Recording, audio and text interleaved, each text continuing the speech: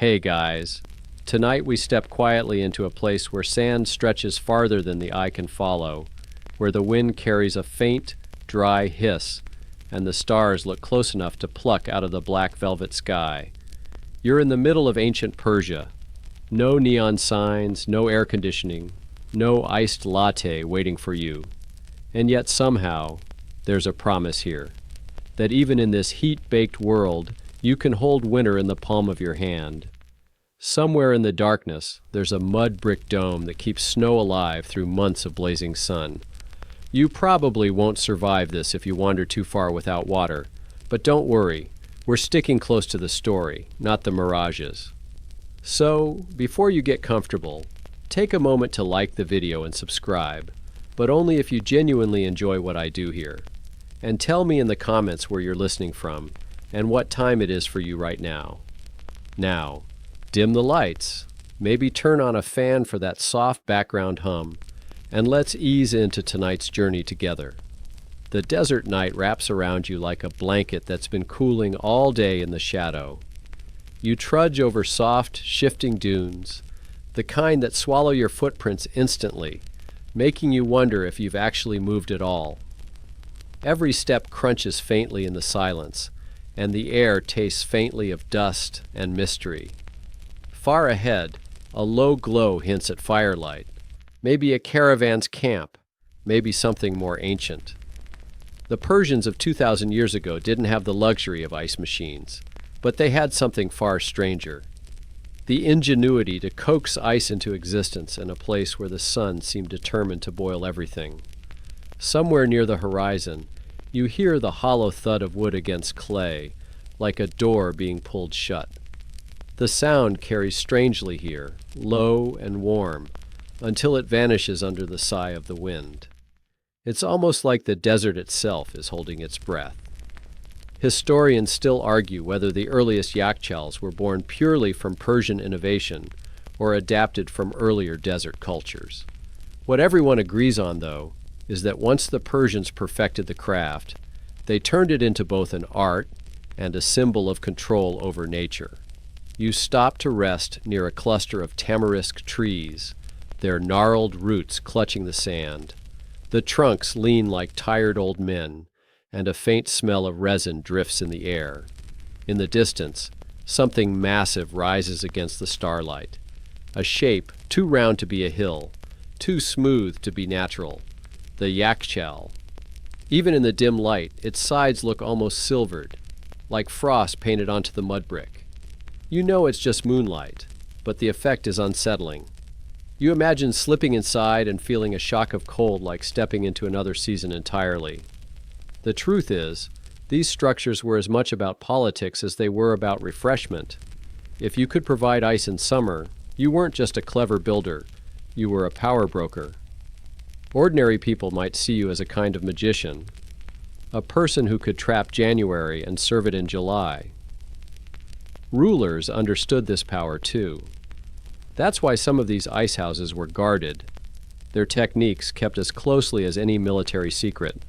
You picture the scene, a servant carrying a covered clay bowl through a palace, condensation beating along its rim, nobles leaning in to see what could possibly be so precious. The ground crunches differently here, more compact, as if generations of feet have pressed it firm. You pass what looks like a shallow basin dug into the earth, its walls lined with stone. It's empty now, but in winter, water would be poured into it at night. The air's chill coaxing it into ice by dawn. Layer upon layer, night after night, the ice would be harvested and carried into the yakchal's cool belly. Even in the deepest desert, winter left these tiny nightly fingerprints, and the Persians learned how to gather them up before the sun erased them. Somewhere in the back of your mind, you wonder how quiet those nights must have been. Workers moving slowly under moonlight, careful not to wake sleeping villages, their breath clouding faintly in the cold. You imagine the scrape of ice against wooden sledges, the muffled thump as it slid into storage. And yes, maybe one or two workers sneaking a piece to chew on, because who wouldn't? In a world where warmth is the constant, A bite of cold must have been both shocking and addictive. It's funny. Today, ice feels disposable, something you spill on the counter without a second thought. But here, in this place and time, it was almost sacred. You can't help but think of modern people who panic when the Wi-Fi drops for 5 minutes. Now imagine the same energy, but about running out of ice in the middle of summer. One is inconvenience, the other could shift alliances, alter feasts, maybe even undermine a ruler's prestige. You're closer now. The Yakchal's mud surface is ridged, the curves deliberate, almost graceful. This shape isn't just for beauty. It funnels hot air upward and out, while drawing cooler currents down toward the ice. You touch the wall and feel a surprising coolness, as though the bricks themselves have learned to resist the sun. The mix of clay, sand, and goat hair is coarse under your fingers, but it's also strong, weathering centuries with minimal complaint. Standing here, you think about the irony. In the middle of this harsh, thirsty land, the Persians made something soft, something fleeting, and kept it. They caught a piece of winter and refused to let go, no matter how loudly the desert demanded it back. That's more than engineering. It's defiance wrapped in mud and frost. And somewhere inside, deep below your feet, the air might still be a little cooler, the memory of ice still whispering in the dark. The glow you saw earlier turns out to be more than a fire. It's a whole camp in motion, torches dancing in the dry air like golden moths. You walk closer, and the scent of roasting lamb and saffron rises to meet you, thick and warm. It's the smell of a feast in preparation, but you notice the servants moving with a peculiar urgency. Their voices pitched just a little higher than casual chatter. Something important is about to happen here, and it's not just the food. The story winds toward a palace, its walls glowing faintly under the starlight. And inside, the Shah reclines on cushions so stuffed they look like clouds, draped in silks dyed the deep blues and reds of pomegranate skins and indigo plants. He's bored. He's hot. And like any ruler with unlimited resources and a short attention span, he decides the evening needs something rare, something impossible. "Bring me chilled rosewater," he murmurs, the way you might ask someone to hand you the remote. Everyone in the room freezes, because this is not a casual request. The court knows rosewater well enough. It's a staple of Persian cooking and perfume. But chilled rosewater? In the height of summer? That's more like asking for snow in the Sahara. Still, when the king says it, you don't debate the feasibility. You make it happen, or you start rehearsing your farewell speech. Historians still argue whether such moments actually sparked large-scale innovation, or if these are just charming legends we use to explain why such technology existed in the first place. But whether this particular Shah really demanded iced drinks or not, the point stands. The court had a taste for luxury so refined it could bend reality, or at least bend the backs of hundreds of workers to meet its whims. You picture the chain of action. Servants rushing to the ice houses outside the city, guards unlocking heavy doors, the rush of cooler air spilling out into the night. Somewhere, a boy is told to fetch the freshest rose petals, while another grinds sugar as fine as desert dust. A gold jug is polished until it catches the lamplight like a shard of sunrise. And all of this so that minutes later, the Shah can take one slow sip and perhaps nod with the faintest approval. But here's the thing. In ancient Persia, this wasn't pure indulgence. It was also a statement. Being able to summon cold in summer was proof of power, the same way a modern billionaire might own a private island or launch a car into space. Ice in the desert was a status symbol, a shimmering message to anyone watching. I can control nature itself. The political weight of this was enormous. A ruler who could provide ice at a midsummer feast wasn't just feeding guests. He was showing them the machinery of an empire humming quietly in the background. As you drift closer to the palace steps, the heat seems to cling to your skin like invisible silk. Musicians play something slow and hypnotic, The kind of melody that makes you sway without realizing it. The torches gutter in a breeze that seems to come from nowhere. Then you see it. A silver tray borne high by two servants, its polished surface catching the torchlight. A single glass jug sitting in the middle. Condensation pearls along its sides, running down in lazy rivulets. You can almost hear the collective intake of breath as the jug passes through the hall. And yes, you can't help but smirk at the thought. All of this effort, all of this orchestration, for what amounts to an ancient slushy. Somewhere in the kitchens, there's probably a young apprentice thinking the same thing, but he's smart enough to keep it to himself. The rosewater is poured into delicate bowls, the steam from the food replaced by the faint perfume of blossoms and the sting of cold against your fingertips. It's said that ice, in those moments, could shift the mood of an entire court. Feuds might soften over shared chilled sorbets.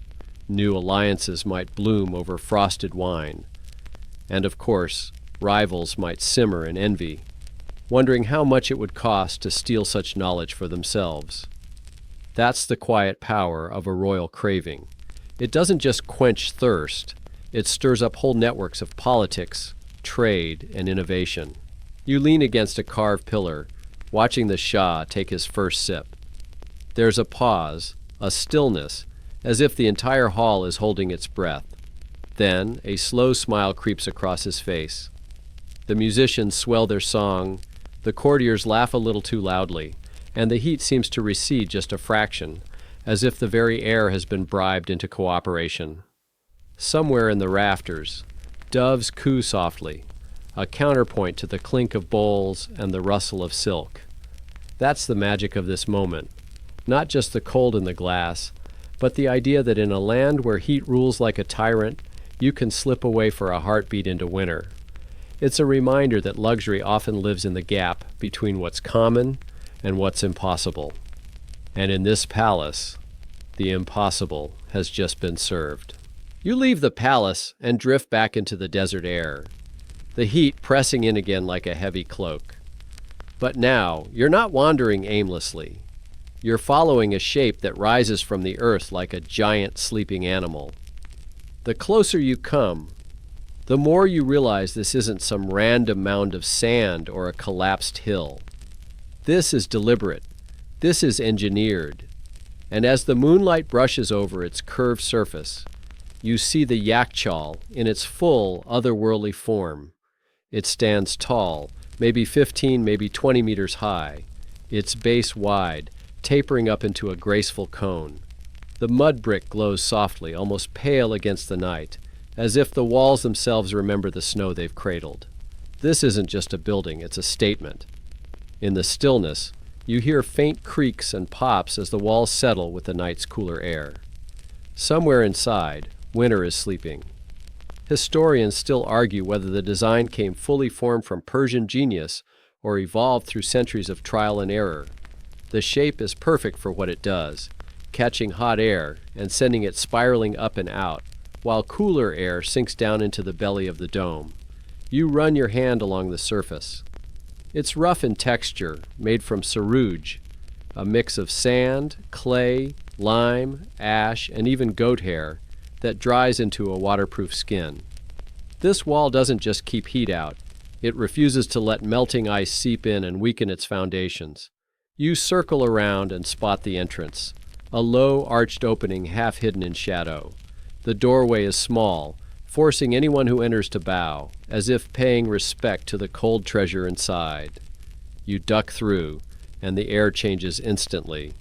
It's cooler, still dry, but sharper in your lungs. The light from outside fades quickly, replaced by dim flickers of oil lamps hung along the wall. Their glow dances across the interior, revealing the sheer scale of the space. Inside, the walls curve inward like a giant inverted funnel. At your feet, the floor slopes gently down toward a deep pit lined with stone. This is where the ice sleeps, packed in layers separated by straw to keep the blocks from fusing into one giant mass. Even without ice here now, you can imagine the cold pooling at the bottom, heavy and unmoving, resisting the pull of the summer heat. You pause and let the silence soak in. There's a faint smell of damp straw and earth, the ghost of winter's long gone. Somewhere above, a tiny slit in the wall lets in just enough moonlight to remind you of the world outside. You realize this place isn't simply for storage. It's a machine, one powered by shape, material, and an understanding of how air itself behaves. And all of it was built centuries before the first mechanical refrigerator hummed to life. In one corner, you notice a chute carved into the wall, wide enough for a man to drop a block of ice down from the top. Outside, workers would pass heavy chunks from hand to hand, their palms numb by contact. Inside, the blocks would tumble gently into the pit, cushioned by straw. It's almost funny to imagine the care they took. These were people who could watch a caravan cross the desert without blinking. But heaven help the man who chipped a block of ice unnecessarily. There's a strange beauty to this kind of practicality. Every curve of the dome, every layer of sarouge, every vent and shadowed recess is there for a reason. You start to see the Yakchal less as a building and more as a living thing, breathing in cool air at night, exhaling the hot air during the day, guarding its icy heart through months of merciless sun. And you can't help thinking, if you were a child in this village, the Yakchal would be your summer fantasy. You'd wonder what it felt like to sit on a block of ice when the sand outside could scorch your feet.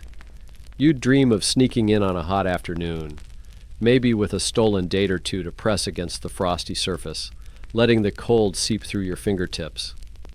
Stepping back outside, the night feels warmer again. The moon is higher now, casting the Yakchal's shadow across the sand like the profile of a sleeping giant. You glance back once more and realize that for the Persians, these hollow domes were as much monuments as they were tools, reminders that even here where heat ruled, people could bend the climate to their will. And if you squint, you can almost see it. A winter storm, captured and held inside that curved shell, waiting patiently for the day it would be poured into a golden cup in some far-off palace. The air is still, almost heavy, as you make your way toward the edge of a shallow depression in the earth. It's no more than the length of 2 or 3 market stalls laid end to end, and barely knee-deep, but you sense there's something deliberate about its shape. The basin is lined with flat stones, each one fitted tightly to the next, forming a smooth, cold-holding surface. Above you, the stars spill across the sky in such numbers, it feels like the world has tilted and you're walking under a frozen sea. This is where the night does the real work. You crouch at the edge, imagining the winter ritual. Men carrying buckets of water from the nearby Kanat, pouring it in careful streams until the stone bed glistens like glass in the moonlight. There's no rush. The process is patient, methodical, like coaxing a stubborn guest to stay a little longer. The trick is in the timing. You can't pour too early, or the day's heat will cling to the stones and keep the water warm. Too late, and you risk losing the hours of deepest cold. The workers, wrapped in thick cloaks, move quietly, their breath pluming in the air. No shouting, no wasted motion, just the muted splash of water meeting stone and the occasional creak of a bucket's wooden handle. Historians still argue whether these freezing pools originated in Persia or were adapted from earlier methods in Central Asia. But the Persian refinement of the technique is beyond dispute. The alignment of the pools matters. They're often positioned so that the prevailing wind sweeps across the surface at night, helping to draw away heat. The walls around them, when present, are low enough to block the worst of the sun by day, but high enough to trap the cooler night air when it settles. By morning, the water will have transformed into a thin, brittle crust of ice. Workers arrive before the sun climbs too high, breaking the sheet into slabs and hauling them, carefully, to the Yakshal for storage. Over days and weeks, the layers build up, like a frozen sediment of winter nights. Each piece is a small victory against the heat that will soon roll in like a siege. You stretch out a hand and imagine touching that morning ice, The shock of it jolting your fingertips. The way the cold would creep up your arm and make you involuntarily shiver. In a land where the air often feels like it's trying to bake you alive, such a sensation would be like tasting rain after years of drought. There's a romantic side to it too. Some say young lovers would meet at the edge of these pools during the long winter nights, finding excuses to linger while the men worked. Maybe a shared piece of ice, lifted from the water's edge, became a kind of promise. You can almost picture it. A small laugh, a touch of fingers under the starlight, and the memory of that cold lingering long after the warmth of the sun returned. The night around you is hushed, but it's not silent. You hear the faint whistle of wind skimming across the open land, the occasional rustle of a desert fox passing by, curious but cautious. In the distance, a donkey brays, and the sound carries in the still air. Somewhere, someone coughs, a reminder that even here, life is always moving just out of sight. You can't help but smirk at the irony. Today, we plug in a freezer, toss in an ice tray, and forget about it until we need it. Back then, people had to work with the elements, coaxing nature into cooperation without any guarantees. And here you are, standing at the edge of one of their quiet little triumphs, feeling as if you've stepped into a pact between humans and the desert. The pool in front of you is dry tonight, but you can almost see the reflection of the stars trembling on its surface. The thin skin of ice forming as the hours tick by. You know that by dawn, the desert will reclaim its dominance. The sun will sweep over the basin, warming the stones, and any ice left uncollected will melt back into water, seeping away into the ground. The only proof it existed at all will be in the yakshal's dark, cool belly. And so the cycle would continue, night after night, freeze after freeze, until enough winter had been captured to see the people through the summer's furnace. Standing here, you can't help but feel the quiet discipline it required, the trust in a process that could be undone by a single warm wind or a cloudy night. It's a kind of patience we don't often practice anymore, the patience of knowing that some luxuries can only be earned in slivers. The moon is still high when you find the entrance to the Kanat. At first it looks like nothing more than a dark circular hole in the ground, ringed with low stones. But when you peer inside, the cool breath that drifts upward makes you lean in a little closer. It smells faintly of damp earth and minerals, a scent so alien to the dry desert air that you have to pause and savor it. The Kanat is a marvel you can't fully see from above. Imagine a chain of vertical shafts, spaced like beads on an invisible string, dropping down to meet a gently sloping tunnel that channels water from deep underground springs toward the surface. It's a system that stretches for kilometers beneath your feet, and yet it whispers rather than roars.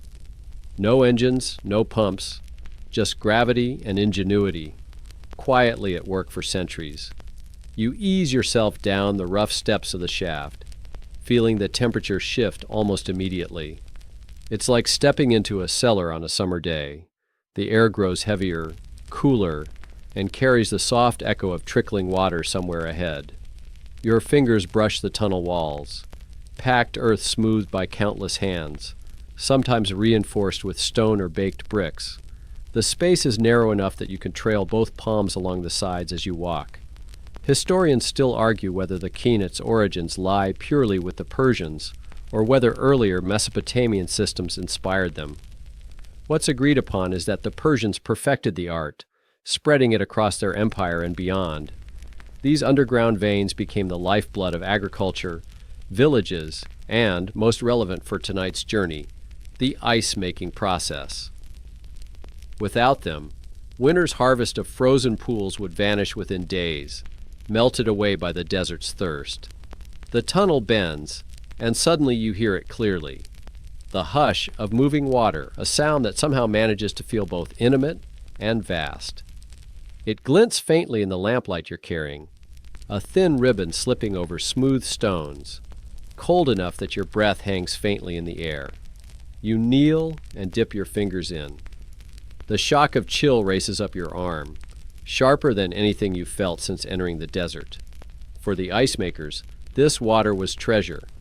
In winter, they'd channel it into the freezing pools at night, then drain them dry before the day's heat could undo their work.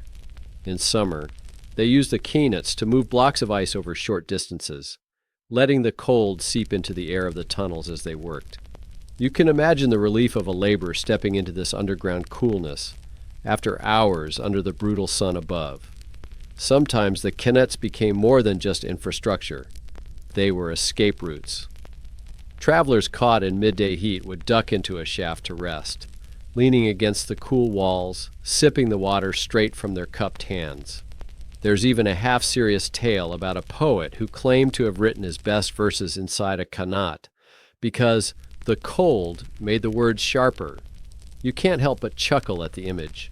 A man scribbling feverishly by lamplight, while outside the sand baked under a sky as white as ash. You walk deeper, the sound of the surface fading until all you can hear is the steady drip and murmur of water. Your footsteps feel muted here, as though the earth itself is swallowing them. It's easy to lose track of time underground. There are no stars to mark the hours, no wind to tell you the night is slipping toward morning. In the distance, a faint draft carries the scent of smoke from some far-off fire, a reminder that the keenet's many openings connect you to lives you can't see. Eventually, you reach another vertical shaft. Looking up, you see a perfect circle of stars framed by stone, impossibly far away. This is one of the vents that keep the tunnel supplied with fresh air and allow workers to haul up buckets of water, or, in the right season, baskets of ice. It's strange to think that from above, this shaft might look like just another hole in the sand, while down here, it's a lifeline. You linger for a moment longer, letting the cool air wash over you. The keenet feels alive, a hidden artery pulsing quietly beneath the desert. Without it, the yachtchal above would be an empty shell, and the pools you visited earlier would be little more than dry stone basins. It's a reminder that so much of ancient Persian ingenuity wasn't about fighting nature head-on.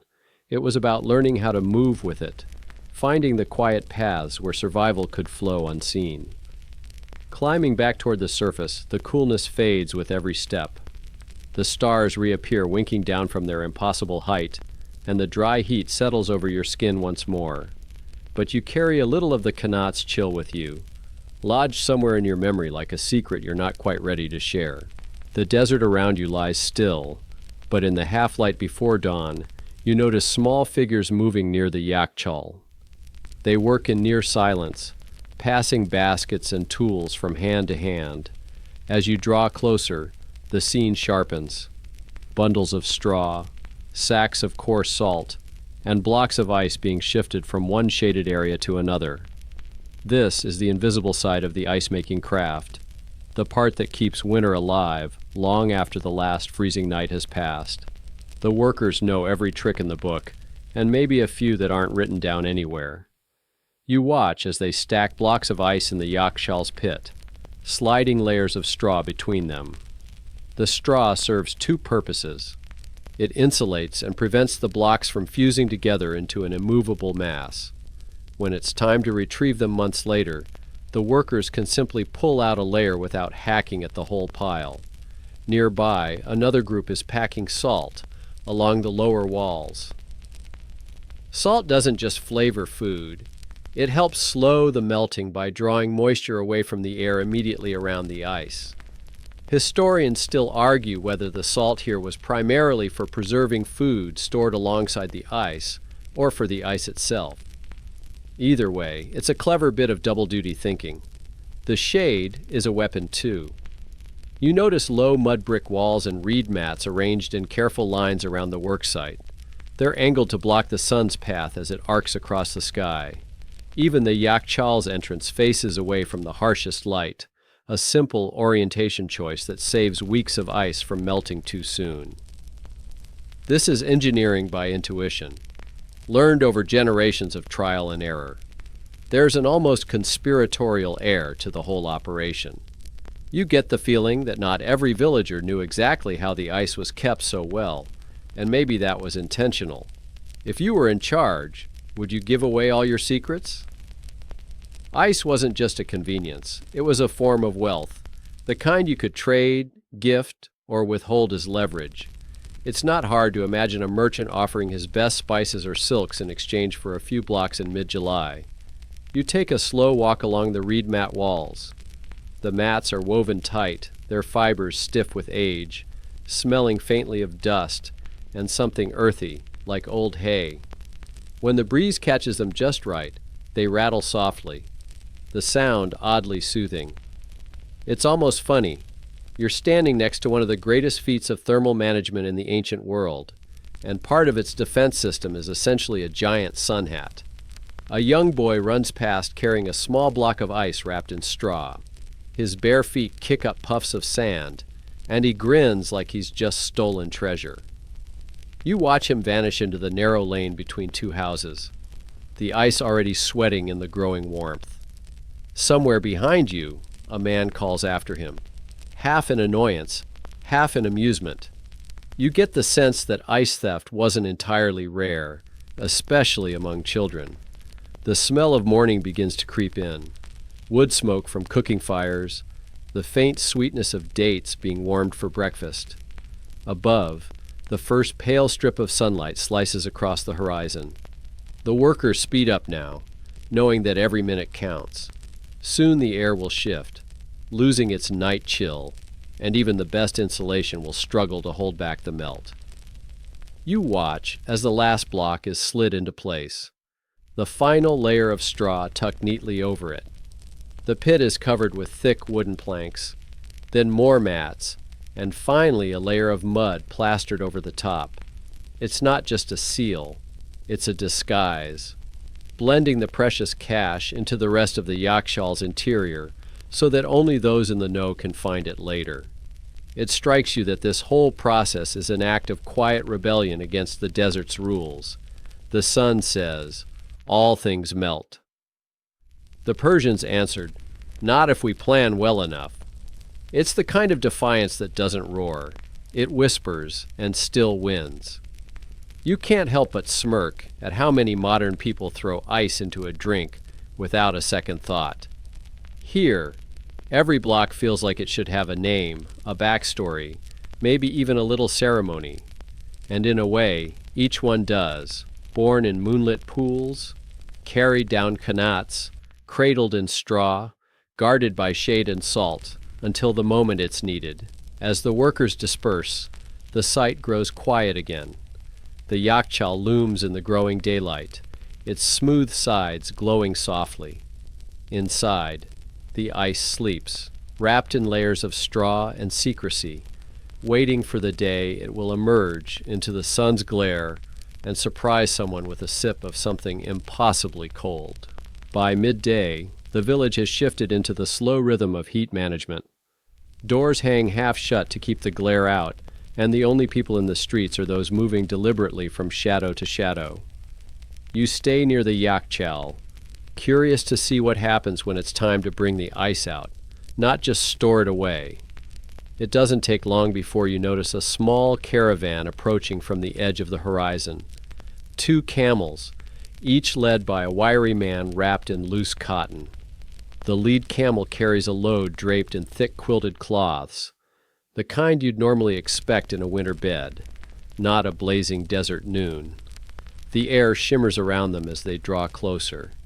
The men stop in the yakchal's shade, and one gives a low whistle. From inside the cool dome, 2 workers emerge. There's no greeting, no small talk, just the efficient choreography of people who have done this hundreds of times. The cloths on the camel are peeled back, revealing a crate stuffed with straw. The workers lift the lid, and there it is, a chunk of ice big enough to fill a small basin, glistening faintly under its straw wrapping. You notice immediately that this ice is different from the blocks you saw stored earlier. It's cleaner, clearer, and smaller, cut to be transported without too much loss. The caravanners inspect it carefully, running fingers along the edges as if checking for cracks. Once satisfied, they trade a small leather pouch for the ice, the faint jingle inside hinting at coins or perhaps silver beads. You can't help imagining the journey this ice is about to take. Perhaps it will be carried another day's travel to a merchant's house in Yazd, or to a noble's feast table where it will cool pomegranate juice for guests. Perhaps it will be shaved into a syrupy dessert, its melting watched with equal parts delight and dismay. Either way, this single block is more than refreshment. It's a message that the sender commands resources, ingenuity, and patience. One of the workers notices you watching and grins, a little proud, a little teasing. "Cold in summer," he says in a Persian accent that rolls the word slowly. "Better than gold." He gestures toward the departing camel, as though to say, "That's going to make someone's day." When the caravan leaves, the heat presses in again. You slip back into the yakchal's interior, letting your eyes adjust to the dimness. The thick walls radiate a coolness that feels almost liquid, as though you could drink it. It's not cold in the modern refrigerator sense. It's more of a deep, dry chill, the kind that makes you think of stone cellars and caves. At the far end, a woman is carefully chipping a piece from a stored block, the shards falling into a clay bowl. She moves slowly, aware that each sliver is precious. Her hands are steady, her expression focused, but there's a faint softness when she looks at the ice, something close to affection. She sprinkles a few grains of salt over the bowl, then covers it with a damp cloth. You wonder if this will be for her family's evening drink, or perhaps to soothe someone feverish. Your ears adjust to the silence, and you notice a faint drip somewhere deeper inside the pit.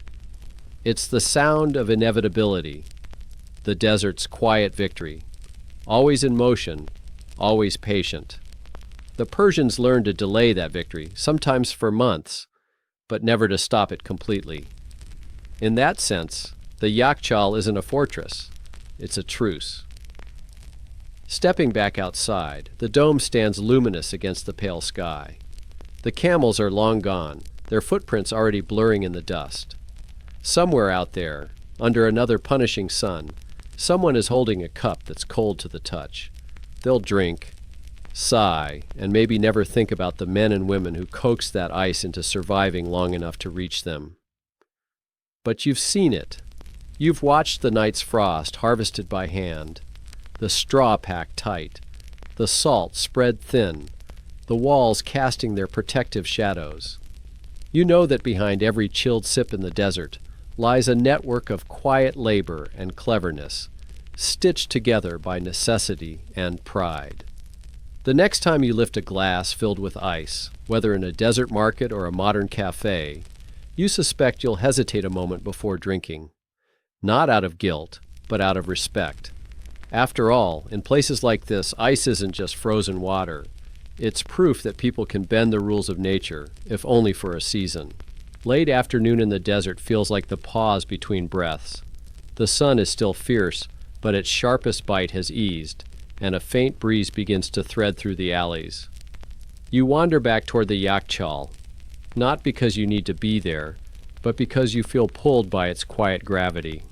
This time, the scene outside is different. A group of children have gathered at the base of the dome, their sandals scuffing little crescents into the dust. One boy clutches a wooden bowl, and inside, half buried in straw, is a lump of ice no bigger than your fist. They huddle around it like treasure, each taking turns to touch it and snatch their hand back with a shiver and a grin. An older man, probably a grandfather, kneels beside them. He chips a few shards from the ice, drops them into another bowl, and sprinkles crushed dried fruit over the top. Apricots, mulberries, maybe figs.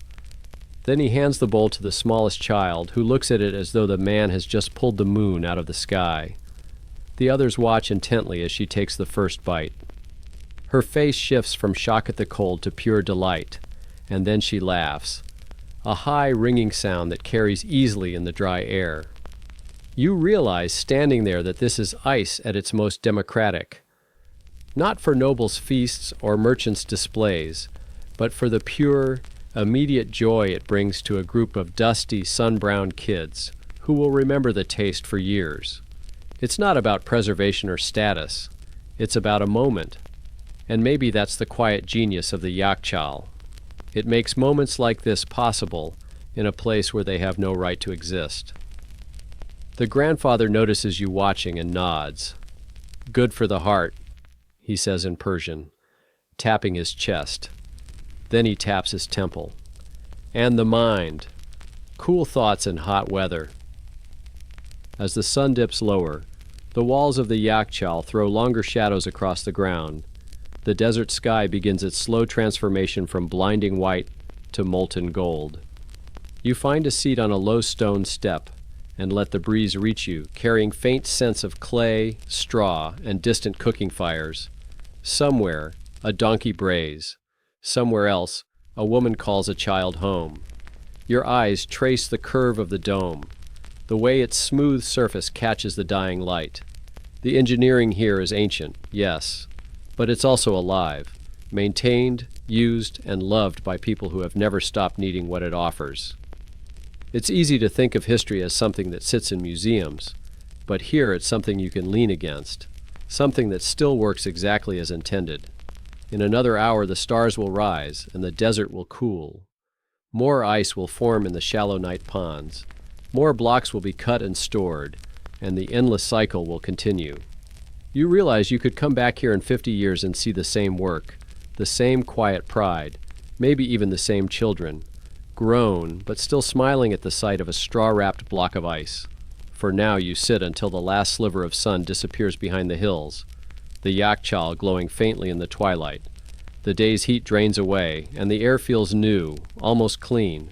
You stand, brush the dust from your clothes, and walk back toward the village, leaving the dome to its patient work. Night in the desert is a slow, deliberate thing.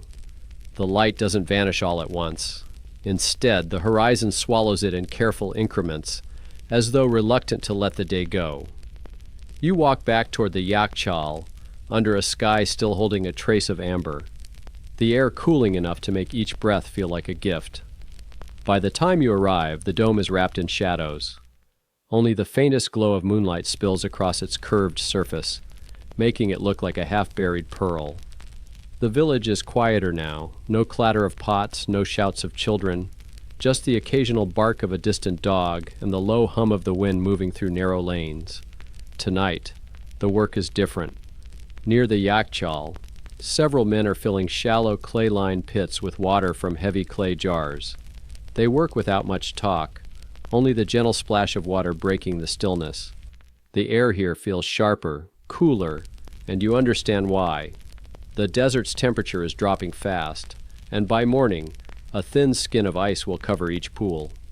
One of the men notices you and gestures for you to come closer. He points to the water's surface. "Watch," he says in a voice low enough to match the night. At first you see nothing. Then, so subtly you almost miss it, the water begins to glaze over, the first delicate crystals spreading outward from the edges. It's like watching frost bloom in slow motion, except there's no white dusting here, just a soft dulling of the surface as liquid turns solid. He explains in halting English that this is the oldest step in the whole process. Before storage, before cutting, first the night must give us the ice. He smiles, as though he's told a punchline only the desert would understand. By dawn, the ice will be lifted, carried into the cool belly of the Yakchal, and stacked carefully, layer upon layer between blankets of straw. But for now, it lies under the stars, forming silently, as it has for centuries. Above, the constellations burn brighter than you've ever seen them. Whole rivers of stars, uninterrupted by city glare. The cold bites a little at your ears, and you find yourself instinctively pulling your shawl tighter.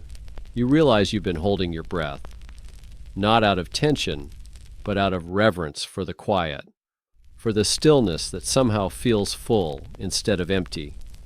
The men finish filling the last pool, straighten their backs, and stretch. One waves goodnight to you before disappearing down a dark path toward the village. You linger a little longer, the Yakchal looming beside you, both of you keeping watch over the sleeping ice. The night air smells faintly of earth and clay, a grounding reminder that all this improbable alchemy of water into ice in a desert, comes from the same elements that have been here for millennia. Somewhere deep inside the dome, last year's ice still rests, stacked and waiting. Tomorrow, new layers will join it, and the cycle will go on. You think about the children from earlier, about the way they laughed when they tasted that fruit over ice. Maybe next year, some of this very ice will be theirs. You turn toward home, but not before placing your palm on the dome's cool wall. It feels steady, almost breathing, a keeper of nights like this, and mornings yet to come. Morning comes with a soft rustle rather than a jolt. You wake to the muted sound of footsteps outside, people moving before the sun fully clears the horizon. The air in your room is crisp, carrying that same desert-cool bite you felt last night, but now it's laced with the faint sweetness of warm bread baking somewhere nearby. When you step outside, the village is wrapped in the pale lavender of dawn. Shadows still cling to the walls, and the earth feels cold under your feet.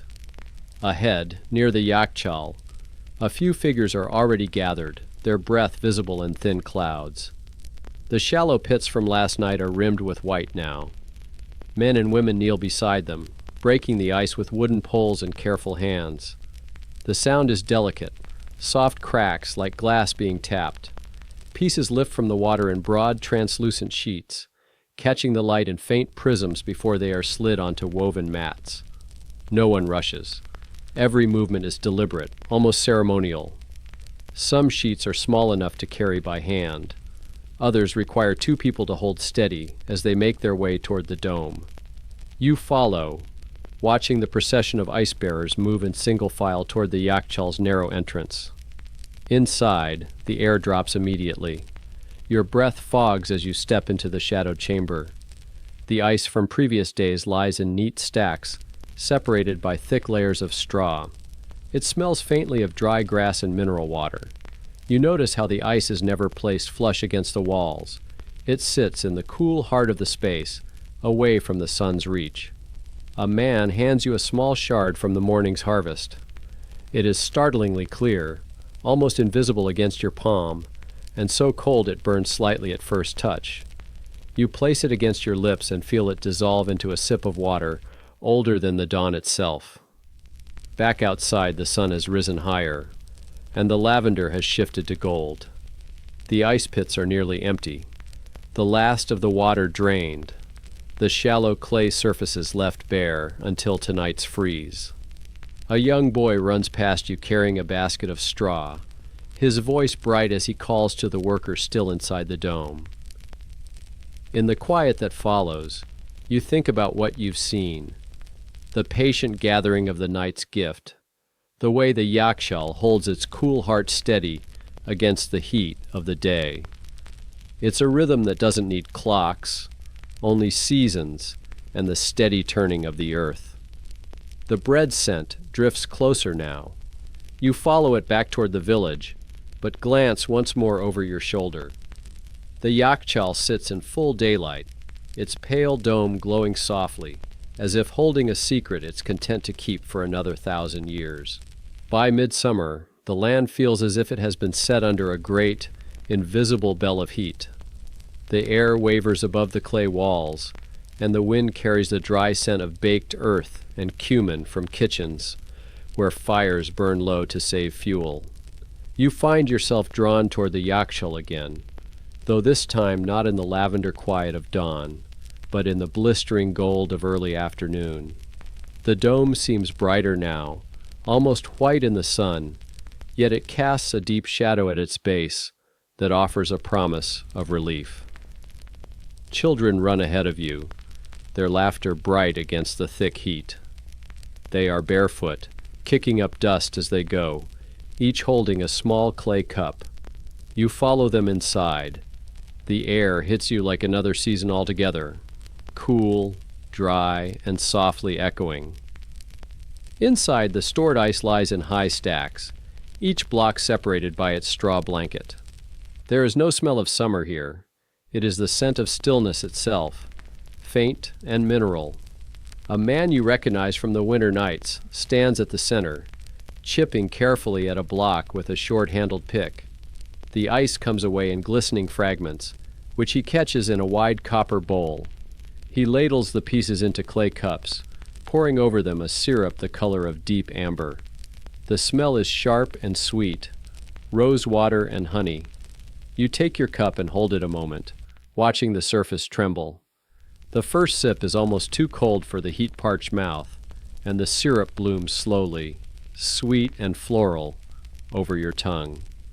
Around you, the children tilt their heads back, swallowing quickly, their lips stained gold. The man grins and tells you this is how they've done it for as long as anyone remembers. Ice from the heart of the dome, syrup from last year's roses, and a summer afternoon when the air feels too heavy to move. When you step back outside, the sun is still relentless, but you feel different, as though you've carried a piece of that shadowed coolness with you. The taste lingers, the rose water riding the warm air long after the last ice has melted. Somewhere behind you, the yakshal hums its quiet work, holding the remains of winter in its still, dark center, waiting for the next afternoon when the heat grows too heavy to bear. The night of the Midsummer Festival arrives without haste, as if the desert itself has been holding its breath for the right moment. By dusk, the air cools just enough to stir the palms, and the western sky burns with a slow fade from gold to indigo. Lanterns are strung between the yakshal and the nearby date palms, their flames bobbing gently in the evening breeze. The dome, so stark by day, now glows with a soft golden wash of light that makes it seem less like a building and more like some ancient moon that has settled to rest on the earth. Families arrive in a quiet stream, bringing baskets lined with cloth, sweet melons, figs, bowls of saffron rice. Children dart between the adults, their hair catching the lamplight, their laughter snapping like dry twigs in the dark. Somewhere beyond the circle of light, a drum begins to beat, low and steady, as if marking the pulse of the gathering. Near the yakshal's entrance, the ice master works again, this time with an audience. The crowd watches as he lifts straw mats, revealing the frosted treasure beneath.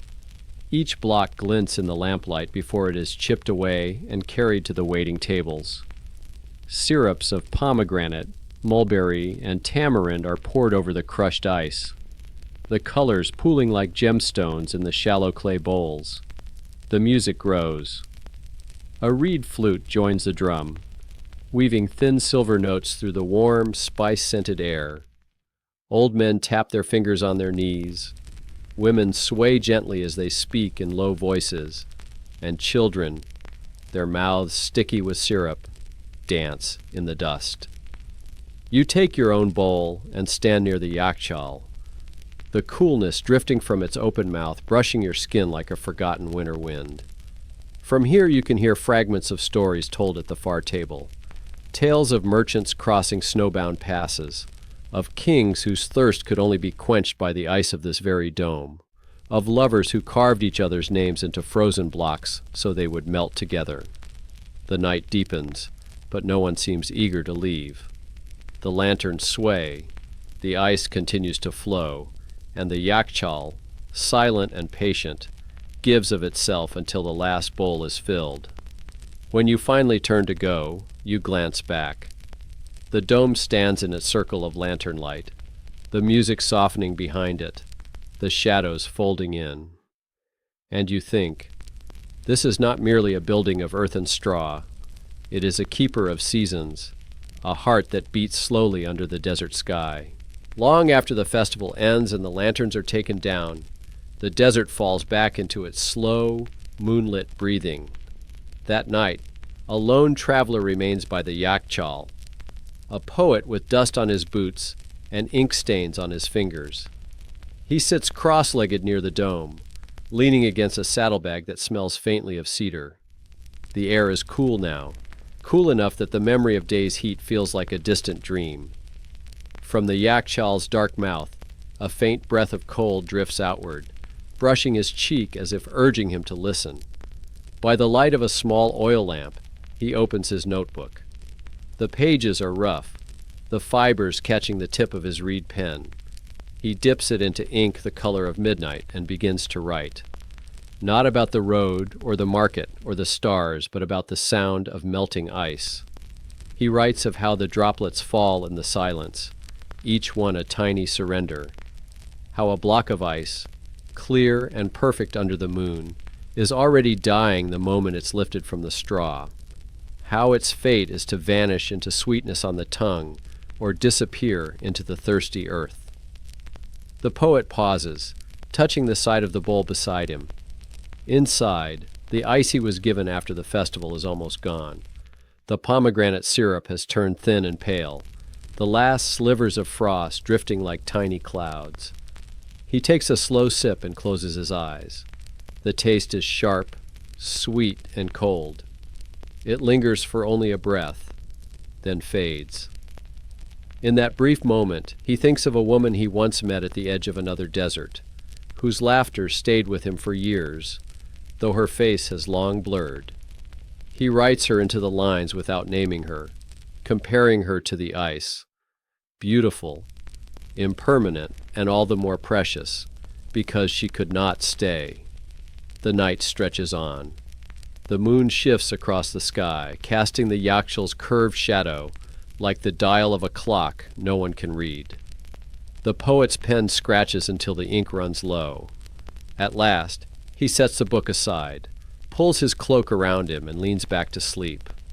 When dawn comes, the bowl beside him is empty.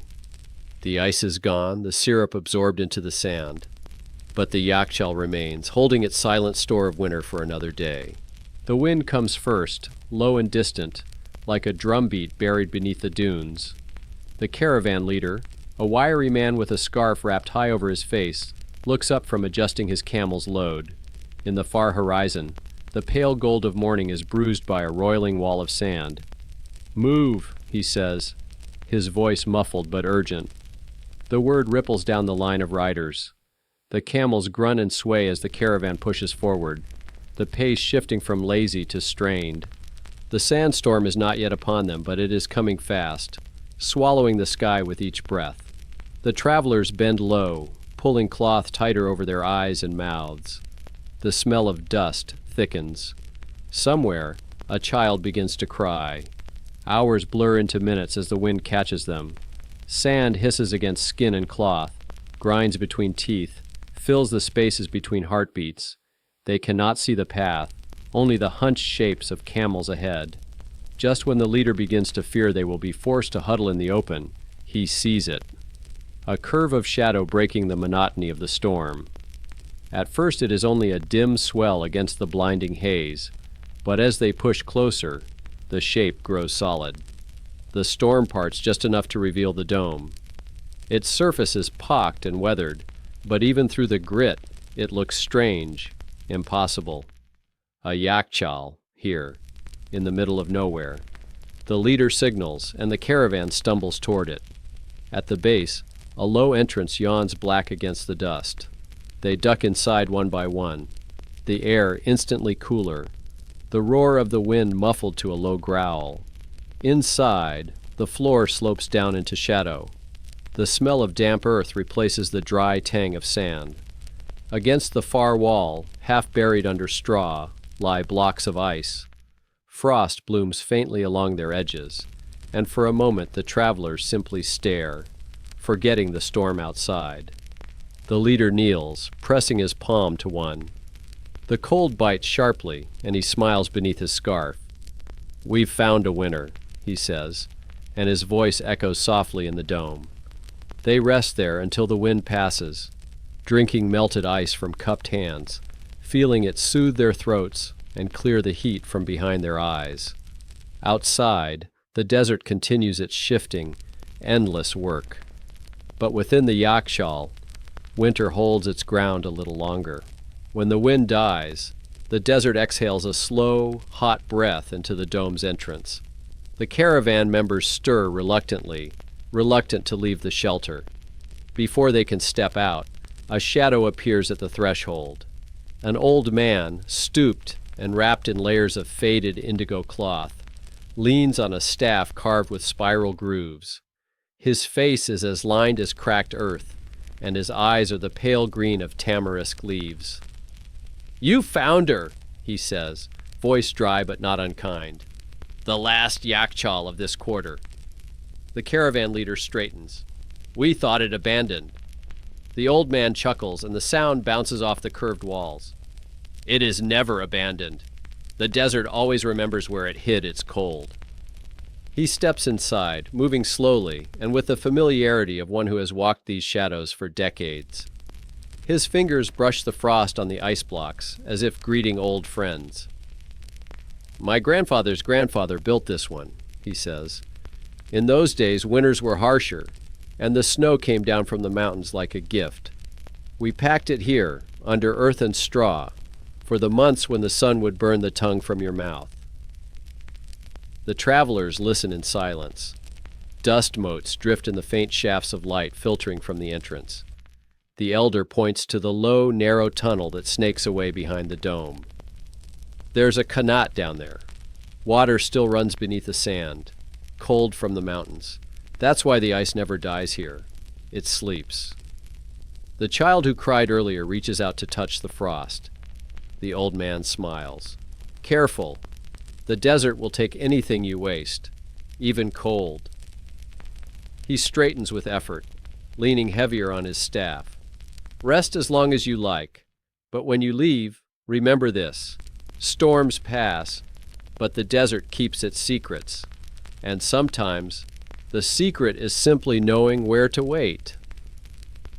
Outside, the wind has calmed, but the horizon still shimmers with heat. The travelers step into the glare carrying the taste of ice on their tongues, the elder's words pressed into memory like a watermark on paper.